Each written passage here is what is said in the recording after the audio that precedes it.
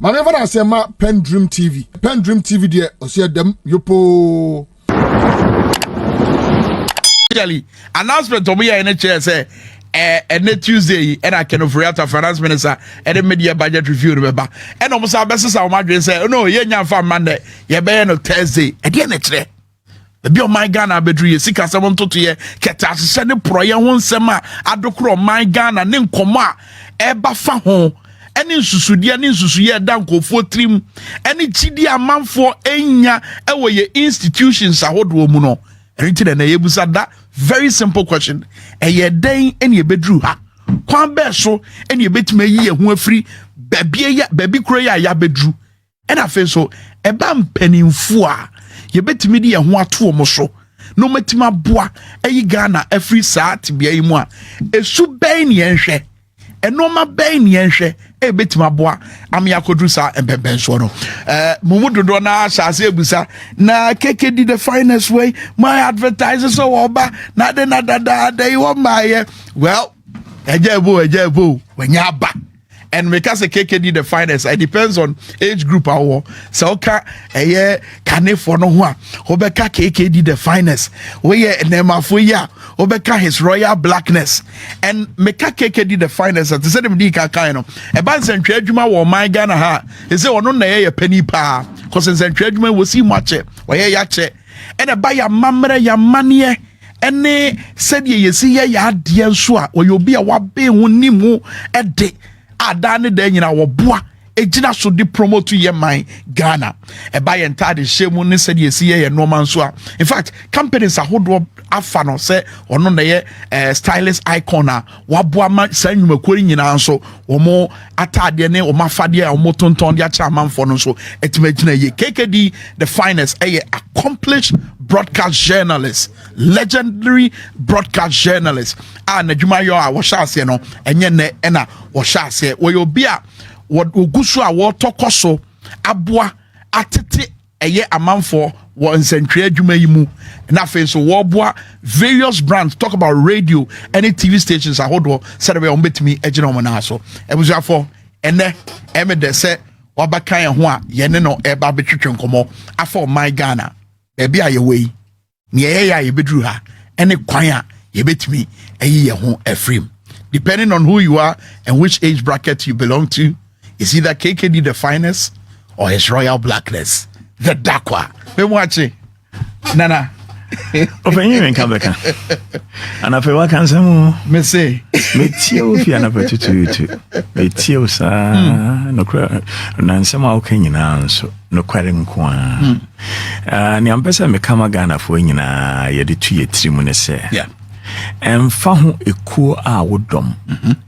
kanokre se wo kanokre a nkromfo befa aba efim na obi bisa se asema obi bisa ne enra openyi bi frame openyi no di be 78 years of frame yesi kwesi na ada na nansen wonko radio ni TV so nam si o na me sua de na se na ne wenye do da hu sua de na se me ye me PhD me twa 2 years aka 2 years ase 2 years ani aye odan si o na fe de frame doctor kwesi chei dakwa ase na no na ye den kwesi se din awaje da de ya nka ye I'm sure, but addition, you must reinvent yourself. Monsieur, my media, Ijuma Fime Mofra Brim as a broadcaster, my brands, Ijuma as an advertising manager, Arise Abeka communications director, Wabaimu, director of public affairs and communications with GIPC. My Buemia Mijuma, the finest media brands and culture limited. Makuye Ijuma wa Brichile, I manage private medical insurance and risk. Masa Bagana me buye mejuma ye ntare eya henema ni nyine chiri no e wo makoma so se da che me science so mebuye school no masa chira ade na ade nti na mpese me chira ade me nchira ade se nkromfo mfanko buye wo mejuma kwa me chira ade se nkromfo bi de besua sane ayadwen ade efise emse eya na ye tete ye ma de bia na ye pese ye chire wo mu ni a wo mu nwin debi eno nyentete o samom na tie yen chira kwala nia onwin ye chira kwala sene ayadwene na kwala ne ye wo no anmu no wetumi di ayo my friend, from the age of 0 to 7, ye omusu tumi bebre. From 7 to 12 na na 2 minutes wate kakra. From 12 to 17 na 2 minutes wate biom. By the age of 21 na ye 2 minutes if you hokra. Umunso ye mpanyimfo. Ne ye kire omu sania yadwen a ne wo mu a wo mu no ene wo mu ankasa ne wo mu pɛ no wo metumi aye. Woni awkan ye yemfa mra ya setene mu nsem sabre ene said ye Ghana sitie dili ada pa asem no. You guys are just there amassing Ghana's wealth, misusing donors' funds. Cecilia Benadapa, well done. Well done. I thought you were a woman and a mother who had compassion. They said, give a position to a woman and she'll do far better than a man. But these days, what do we see? It's sad. It's disheartening. Year in, year out, flood affects people in Accra. The Āᶇgeŕ River gets flooded. Lives are destroyed. Properties are destroyed. You said you used $43 million to clean the Āᶇgeør River. Have you seen what $43 million could do in Dubai or in Europe or in America? Shame unto you. It's so sad. It's so disheartening. We live in this country. People cannot even afford 1 meal a day. And some people out there who have very little are trying everything possible to reach out to those who don't have any. But you, the politicians, all you think about is grabbing. You have only one child, I was told. You have only one child and you are grabbing all these properties for only one child. How about those kids in our front plains, those kids at the north, those kids in the Volta region somewhere, those kids in remote villages in Ashanti region, in Central region, in every part of Ghana? Look, there was a kid I met in Āᶇgeŕ. They are so poor that there are 3 siblings. Every morning, their meal is yesterday banku with raw pepper, no tomatoes, just pepper and salt, with no fish. The day I asked my mother to give them soup, it was like, you are bringing kids from the war zone who haven't eaten for a year. When they saw soup in a plate that day, oh, politicians are wicked in this country. You people cannot even afford to go to hospital. All right, Ebusia for Job was Power 97.9 and live on Facebook, Power 979. Baby, I will be our Riasia Fanana, Ubetimi, Eddie, Chijumedi, Che, said a bear man sign and Sabekane, Yanni KKD the finest, his royal blackness, and our high and no education como.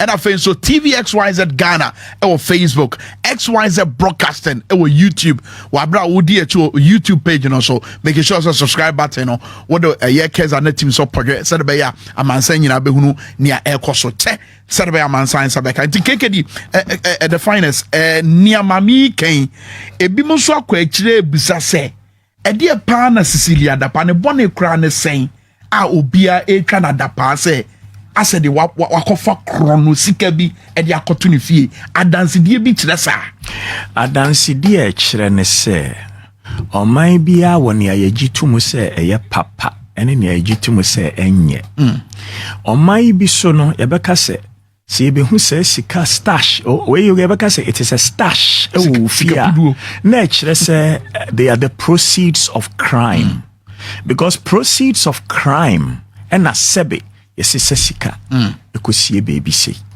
proceeds of crime entina yenye hu ya na ya say ya mai mo no you are innocent till proven guilty. And to omo kind of sound omo to me can name mom yan starting show omo nyina nso anim ne yem fa mark ne baako because we are what we defend. Okwasia na obetena ho ka say oh we yan sabor sabiota frache ono nso no so onanko na adwuma na oya otumi ye na adwuma na emu aban ye adwuma na oya wa kyerɛ amansan sɛ oni nyansa wa kyerɛ amansan nyinara sɛ oni nyansa. Watch what people defend because people defend who they are.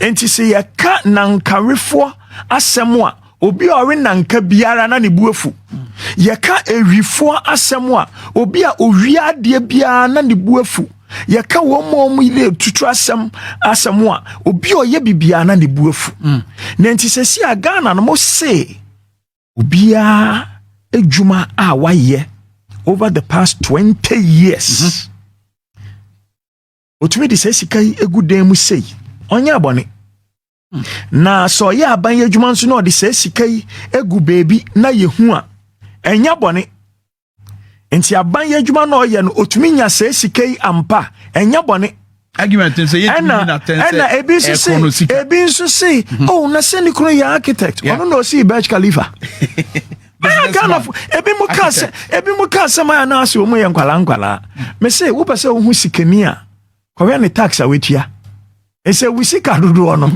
and I chere tax dodo a wetia tax a we declare ya kakra wa ye die nti ye ni bisa na emum ye ni mu nkromfo a wo bi a wo mu ye odefo a wo mu bo ankromfo na wo mu kra ne senya proceeds of crime se sika enwu fie enti kromfo mfa fie nyansa kakra nkasa na ye nyai se ye defending ya enye talk about defense mami we ha say yes sabe your policy for no ebia ben papa oppose for no me na make a chiro ebia ben papa na ebi nso abon wa menye edwuma biara wo kwa wo benya 20% wo no mo yire hu ye edwuma ni nyina na 80% wo mu di mo kwa na nka nipa no mpo baba yes a case no police station amofra no mu wi ade na de sabi wo mu ya kromfo asi efa wo mu na mo should have triggered something immediately manka a special prosecutor dada e manki age warrant akosechi fie ho nyina to determine say asem aye kanompo na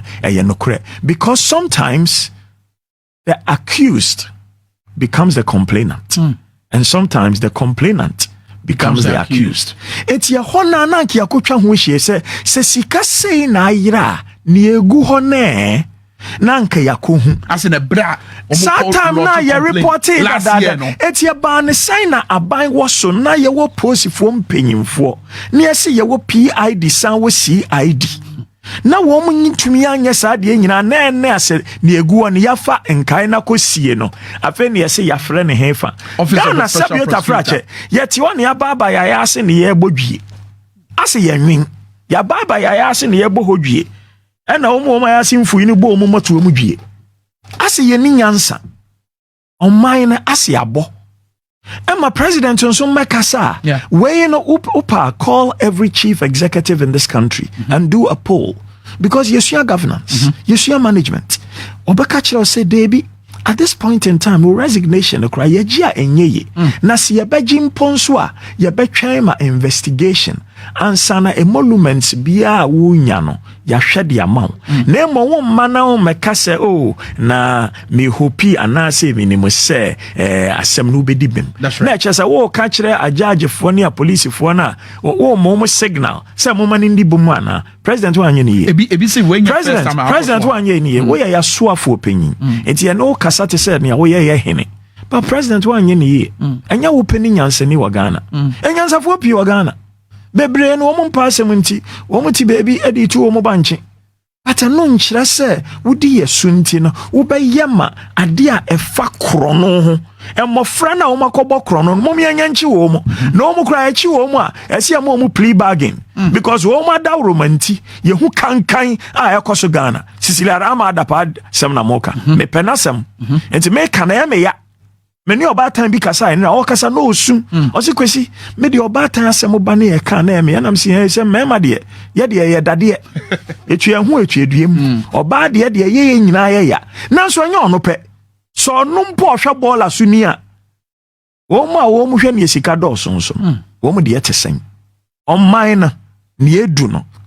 Yeni nkomo kakramfa Office of the Special Prosecutor. Me say obetimi the video not to screen so power 979 Facebook live and KKD the finest and atwitwe nkomo na afenso TVXYZ Ghana and now Office of the Special Prosecutor na why beja why busy to the sense that reporters are calling na no much say no mpeso who say ka bi atwam eno na Cecilia da party man na say nya no team na de see ye KKD the finest wo mo agrele mami according to amanebo aba no omo ne mami ne tena say etoto na no ne di nkomo sa kopem se bo anadwo no ndumu ho no ebi mu susu se wo sedia omusi ne tena ase etwetwe nkomo ne cha wo che wo ho no e kire se nibre bi wo se ye pese ye do asem ni mu asuko epe emu nokre wo se agidie ni bi me momode no krania na nkromfo say they have no faith in state institutions me bone ayeye no man mu nyina akiri no media na me pese me koso ewo arehiremu in state institutions no nipa na de so di nipa boni kosi ano a enkoyie esa papa fo na di akire na ayete say na one way street na ebi mo ka Lamborghini Countach na ebi mo ka Ferrari ebi mo ka Testarossa wo mu nyina edim nanso sa one way street no nipa boni no odi enim no ono ye bonsheka obie no obetumi akọ 0 to 60 because bonsheka no ono odi enim no ono akọ 10 miles per hour enti sane ohawa ye wo man mu ne se se mogidi se abranti ajaben obedi no kware dia ende momienya rehiremu in the state institution emmomo no be nia omo ye die ayese kawo bi ayira wo fie ne yesi eto abonten enre enwumre ne yanso ka ne anhwehwe ma ensuo atobeye 1 year na afi ne yehwe kawa no eno ne asem no eba na sa ne ya wadwen bi sa na esunsanso ben na wo ye kun wo ketasese ne proyemu ketasese ne proye ne de yenye ya dwen se ye ku ene de I have a message directly to the president say munimo say it was in your manifesto, in your MPP manifesto. Se siano on sa Ghana sene ya hyehyɛ ye mmra no ekuo ana eku eyi obi ebegina for president. Okay. Na ekuo no kunyi nipa na ye nyina ye kabom ne ye koto wie ne yi sa nipa na se ekuo no wo mo aya aban na mo abedi ye nyina ye so. Na mo nya ya aban ne wie a enye kuo ne dia biom eyo man ne nyina dia. Mo manifesto amoye na mo ye say mo be hye ade bi asebe e be kire the conduct of public officers e be si na muntumi nye mo ya atrofo me come to the presidency of Ghana mo ya atrofo man kano crunch re Ghana fo mon tro na mo di ye na e be si ne go back etiama occupy Ghana na e bi mo bom e bi say wadamfo ne ye sankoma aden wenya kasa na na wo de won kasa bi say sankoma una uchianeka so mo na no mo kasa ba me say wona uchi me say wona uchianeka okodo law school una uchi ai okodo law school Ghana okodo law school Canada una uchi ai wa can be wabre o you so occupy Ghana the yebi wo ma release paper wo ma kire say you made a promise I just say sir conduct of sir public offices start if you presidency eba form no e wo say ya de a ye de ahyamra e besi na monye adenti na monye ni ehia mo no mutumi ye ni ehia mo no monye mo ya atrofo Ghana for ya tu aba ama atrofo yenhwe ye na de beto aba biom a momye misa ye ho efise omampanyi Akuffo a na wonya ne baby etie a wo hwe oman ni din oka asem bi kire yen se kwatre kwasi obema wontuma tie ni din. I talk about Mampenyi Dada Akuffo Rollins apenso Brana Mills ye president ni ebekoso wo mamu bia na yete se Rollins impono ane party ni no what bi twi nanim wo bedwam eso ye Akuffo de ye intense sa o ma wo so mo kasa o mo nkasa ebi mu susu se wo so mo kasa o mo nkasa no e de na mo ma yeko ma men kan krenchiro presidency no wo ehibia unwritten conduct say wo we the president wo fisua you don't criticize the sitting president say obia o say and Mahama criticize sitting president because he is running to be president. Okay. But what with the president paying, you don't criticize the sitting president. Because, but on any day, it was wrong. No, mommy and no credit, it was wrong.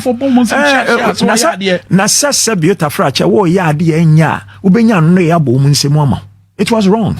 Because there are channels of communication for people who have served as president to communicate with the presidency. In the worst case scenario, they must write and publish. Essence on baby jinaho. No my yet be wo bedwem. Yan media people yan no credifo a ye wa kokuduro no. Ye de bia e si etumi kasa. No credifo ni bi ni akokuduro.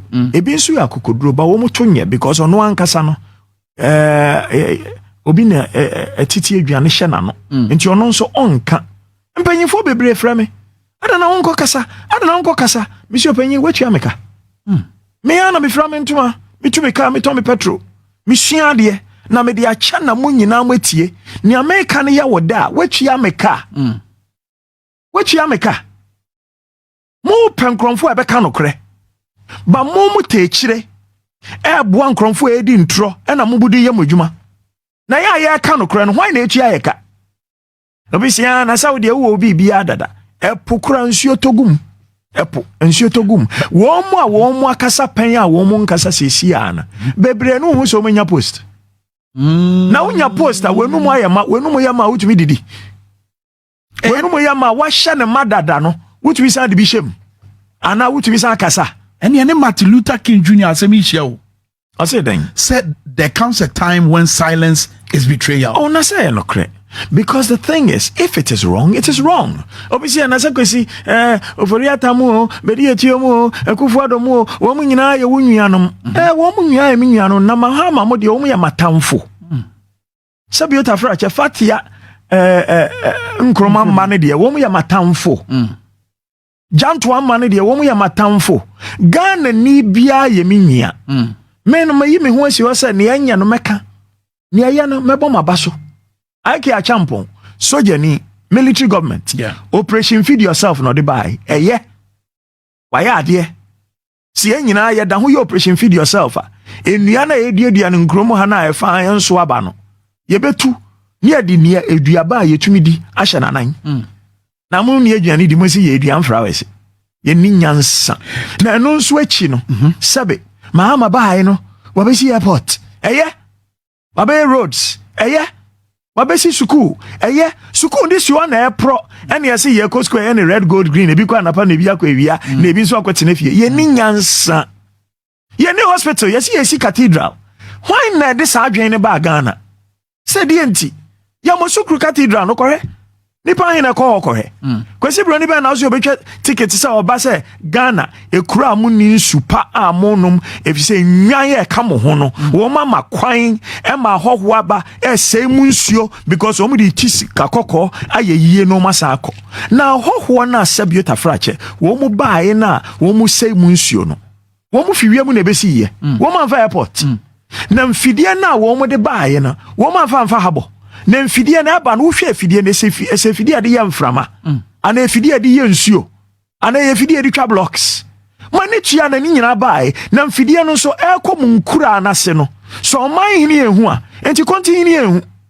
adonti hini ehu nifa hini ehu benkum hini ehu oba hime ehu oba panyin so ehu obi ehu ene yesa nsuo no ye na fedi ahemfo kasa ena ahemfo nso se ye kasa because ye ni tumi ye ni etumi order police eti mo ayeyi mo asoafo no mo na esa mo ma order me e be chinkromfo yi ensuo na nkenye so mo si mo krada mo nso mo te ho wo di president wo minister of defense wo minister for energy wo minister for lands wo minister for agriculture mo nyina mo te ho magalamse akoso am yensuo nyina asai na sa ahoho etena baby no mo kase mo mpanyimfo ne ye moa den na yen yetumi ka cha ahoho ne se mo anka ne yi den koka ese ya mamre mu yesi yanye panyin masa opanyin kwahwe abaaye ya no ebia yen kan si nanim enso ya no sabiota frache o man Ghana ne ne yaduo no yedo ye janom yedo ye nanom empanyimfo no so yedo ye mma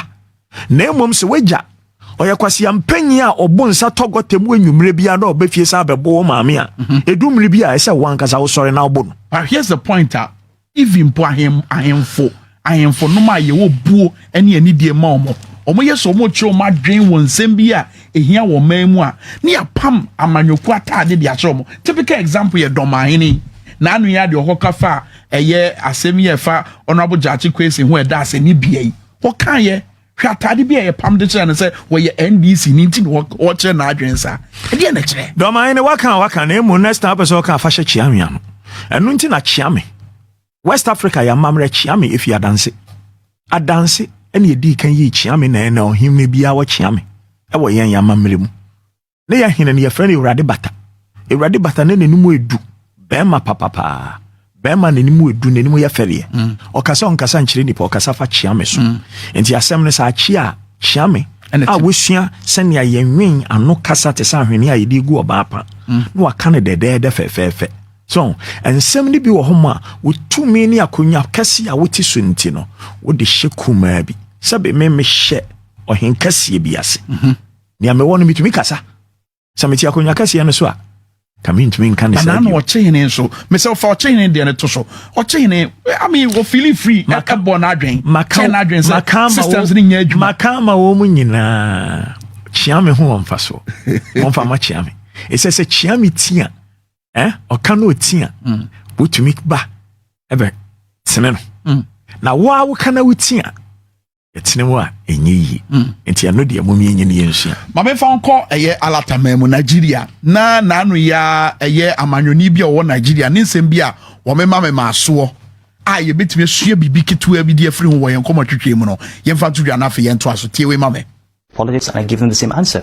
I'm not ready, I don't want it, and I'm not interested in it. You're not ready? In what sense do you think you're not ready? I mean, you've run the Central Bank of Nigeria. You've just, in this interview, claimed credit for some big changes, not least the fall in inflation that obviously has an impact on people's daily lives. Isn't that what people want from their politicians? I know. Improvements in their daily lives. Yes, if being a good central bank governor doesn't make you a good politician. I've seen enough people be successful in a professional life and then go into politics and destroy everything they've built. I personally... Is that what worries you? Yes, I think if I go into politics, it will destroy everything I've done. And there's no way that you could be persuaded to rethink that attitude? And not with what I've seen in politics. I've been in Abuja long enough to know that I cannot survive 1 year in that space. That's an extraordinary conclusion to draw from modern Nigeria's political life. I think it takes a particular type of skill to be there. And eti opanyin a woye in fact we obi a governor of the bank. Governor of the Bank of Nigeria and I won't say that farm manual 7 for no and I watch say sa manual 7 so wura mu a be say no they be on amanyo sem no bi abeka say nye bia oboa amanyo sem eye na mo amanyo sem no mpempensuo bi wo hon so a wonnim na wo fa na ekwan bi so a na ye troka medio for yata be example your finance minister for yata eye ni data bank sabi data bank wo a wo be kwa investment on investment ni sika ba mu sika amba mu ya betew sana humanity fund management wealth management sana tie me wa brichire no me investi mi sika me man to bonds me to stocks me baba Ghana na me nane na bi kakra na me de buy so me ba Ghana na me hwe Ghana investment climate me hwe ni din na me sere na me se ni am investing ho no me ne sa ade de nana no Ghana de ni am hu ni se na nkromfo awo mu na enibrifo awo mu pa na ho no sabe regulatory bodies ni wudi nkwa asem a wo bedem so me ba Ghana na me hwe ni din me yire dada ni am ne wo me ba ben ma kwaku da kwa cheida kwa ni ohima so kwa cheida kwa no ono investors can be o data bank me ka chen say iska no obalande na natural operations obetumi akọ invest bi ho because I had the end there e nkuro bi na ne yebo ye peye man yie ba ne ye ni mo yo Ghana yenim trouser pam yenim shirt pam yenim kokodia chocolate nso yenim ye pa ne ma bi wo ma ye nya de suit kura yenim pam papa nipa kakra bi na ye ade wo ma pam suit Ghana na mo nyina mo ma nsa so kente yenim nwene pa ba ne ma bi wo ma yenim ye e se ye ni bre kankan ti no ye ya ne ya sei no so na amechire no enti ofori ata oye ni data bank se ni data bank na eye yampa anko nhia ban adwuma na emom obaji aban adwuma ka ho no a feidie ode ye kɔ besiabo a fe na besiabo na ayire yan ama yentumi no a fe na besiabo na abeye se sabuta frache be ma wonya atwu na de bia wo na ma na obi de nsa bebo so po no asere no adwane kɔ sana ne ebesia bo na ye nanso na mfa no ho efise na obo besia na se okoje 100 million ono nkwani company benya 9.8 million enti ebere no nkobo besia eni abo besia me enti asem papa ne kan bi ne no se wugina beebi a wutumi hu se wunim na asa akoji aban yedwuma ka wo de ho a e the contradiction beba e the conflict of interest beba be ma gina yie na sa wo ba fa ne sa wo yo ba wo ya minister for education na wo minister for education e ho na wa company we say one hour san school feeding program one hour to ebro one hour no jollof na we ya kan ya se mi yanka e no so amekan nti ya say the national broadcaster GBC I say, oh yeah, my KKD in Kasa have you. Mutrizo no mapampa se GBC modia. Nansi ya ebe pamo. Ni pamo na mokwa. Wo say na wo chira communication with university. Sabita frache. So wo ni mu say you are infringing on a citizen's rights when you do that. I didn't hear main few women say many abris ya de. Because I asama me do kokota you will lose. National Media Commission nso muti odin. Send your kind you will lose because ni amekani ya no kre. Eti ni amekan ya no kre no manemra me ya no ne mfanya example ne yenhu se sade enye se bisi wo Ghana da eno achi no masaka ne TV so biom US code ba ko ho a code for nepotism. That's right. That code was adopted because President Bibedi Isua or the ono anin ya anu edi 35 years are on trial case or court in Poda. Attorney General in the United States of America. That's right. And America for who said no. Ni ayehui president na onye nipa boni bebre sa aba ni oye ide ye boni eti mo mian pekwan bi ni ensia no eti wo mo yes US code na US code 3110 maka kire oda so san nepotism no na yenyin fi ho hwe president ono kwa na busuafo ni kromfo ahe na wa ban adanse god e wo se be Ghana e fa anya adanse na efi adanse fo ahe na o si e presi e pese kwa ban ni opese kwa ban no akope ni MP bi edi. It is a say yeah, because yenye ni brefo esa me maame me di before me di 12 years na o kira me maybe me di 12 years na me go secondary school from 2 be na no ma be ntimi ko school ntem na me maame ka sem bi kira me say we ya dance ni o san ya de hye that you be di hime enu nti no won fom sika adanse ni wo fom nyinche wo fom nimde nyansa awfom nkwatenten ani ni monyam wo se ne wusi huru aban ye chie nyina no ye wo omo ana omo wa aban mu anom ye ministers ebi kra vice president omo nyina to santra omo abegina se omo person omo tu frank ama MPP amanyuko na by extension omo abaye eno nso nti na president Kufu asem no ho aba mfaso no o se kwatre kwase obema wontuma tie ni din me a student of rhetoric. Yeah. Now, as a student of rhetoric, no womo kasa aprese womo pese mo be president nyina ni ameka kire me nuanu mu nkuma a womo media no mu nyina wherever you serve so XYZ say wo joy. That's right. Say wo city say wo onua say wo UTV say wo kasapa mo nyina se ma make kan say mon record and semo a wo mo aka nyina since they started their campaigns na mo wiya ma mo ntwe bingu na mo ntie wo mo criticism of this very government in which they served. It is an indictment on they themselves because you cannot say president na sebiota frache oye widi fo na ya ne ye boa no ma wedi ewu ne de ye nka ho. President mingu si wafasika akuku bi but the president say ehun hia say Ghana in a country where we need only 6 regions based on the 6 main ethnic groups of this country. Ya benya 9 regions, ni ya benya 10 regions, na fe ya benya 16 regions. Needless, totally needless. Dambo pya yobi amepena sempa. O yobi anami jidi se dachi yobi to me the president. Sa assignment no be the man. It was it was an assignment in futility. What do you need 16 regions for? The whole Ghana. One state, one Nigeria.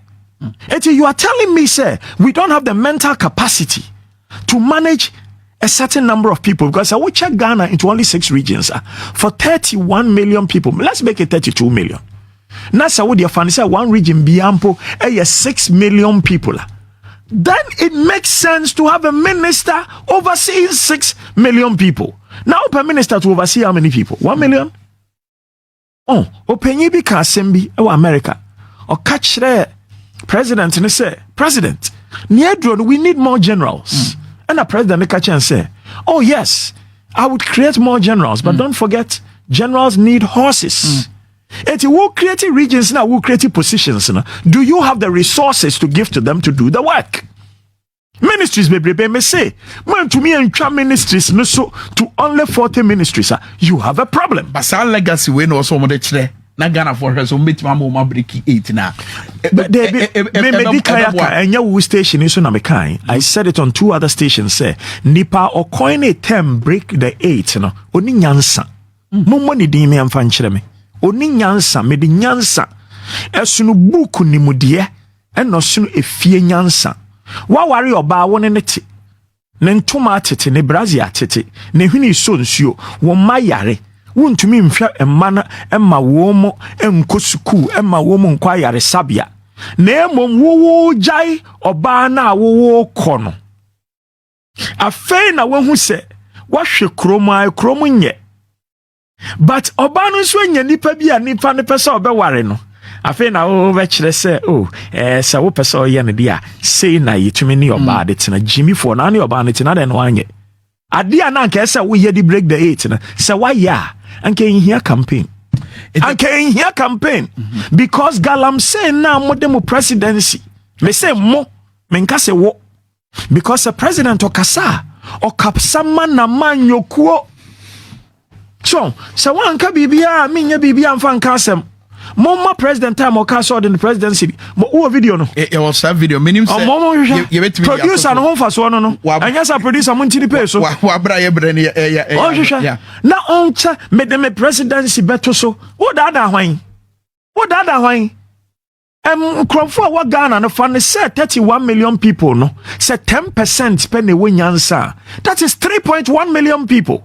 Na sankaye kure ni nyansa na say 3.1 million people ne wenyansa no. Obi e jai say medium NDC, medium MPP, medium yekokom ye tuntum. No obi e di nyansa ene no kware e kasa. Oman ye be ye. Adana mo ye oman ne sa. Oman no mo dia. Emma says sika yako hu se show bi dem yi. E dey adwuma no ye. Oton plane, oton ammunition, and oton cocaine. What are you talking about? What's the chat to our brother and come on the banner we after all ya kasa fa baby away. It is say we are quite a new Act 959. Act 959. I'm a special prosecutor to me. Na ni 2 minutes de man na mpese me kan but me bu ya na mo say ewa me ntwa so obi anko na onko hwe Ghana constitution na onko kan Act 959 ebesi FSC anso no yenye hu sa Act 959 people who are politically exposed no woman na ewo say special prosecutor ne niko mo so pa no say ye NDC say ye MPP say ye CPP ye ni mu say Ghana for e bibrem munye tumi amode bokro no me kan biom. In Africa, when people get power, they use it to steal from the poor. Anybody who does not believe this, start looking at the history of all the African nations. People look for power in Africa only to use it to steal from the poor. So when you are giving people power, look at their track record. Look at what they have done with their lives. Because the truth is that you can predict future behavior from past behavior. Those who have told you lies, those whose wealth you cannot identify with clarity where it came from, have no business being in public office. The power and the sensitivity and the humanity we use for serving in public office is not the same as the selfishness and greed we use for making money in private enterprise. Very well. KKD the finest. Medo I say. Ya brand kwasi asemo no. Ene wo bre. Ya brand kwasi asemo no. Ya brand kwasi asemo no. Ansana aban we yi beba no. Ghana for kai say oh, ye hu say emmoa bi birds bi tukoi nti ye buafu sa corruption ye hu bi da. Oh, ye hu say ye the contract bi ma obi nya. He, ye buafu ye hu bi da. This is the worst government ever in the history of my motherland Ghana. And if you can say it, I will. And if you want to kill me, I'll give you my address. KKD the finest. But I say, and Obra Unyama, and we have for Hania de Bubesi, and Jabasi or Power 97.9. I think so. TV XYZ, Wabu Gumbeon. Aha. Or China Adoma, maybe I DC and you bet twice so Eddie Fro. Ajimania Power near Majo Brand Kakra, what a power mid morning air brow, CCA or Power 97.9. I think so. TV XYZ and so. Ye you will see a bomb on your no me no bremuno, yet the inside politics, Ebebramo radio, so no pepe with you, so you're the inside politics, Ebeba Premto Branso, Cassia Bonso, yet Bebramo. Bye bye. Dedi kama mamena PENDREAM TV ase. Na so far so good. Say open online portal e wo Ghana. Ah nipa share, nipa follow, nipa comment here. To my best of knowledge, without any biases, PENDREAM TV. Manever I say ma PENDREAM TV. PENDREAM TV there, I see them yopo.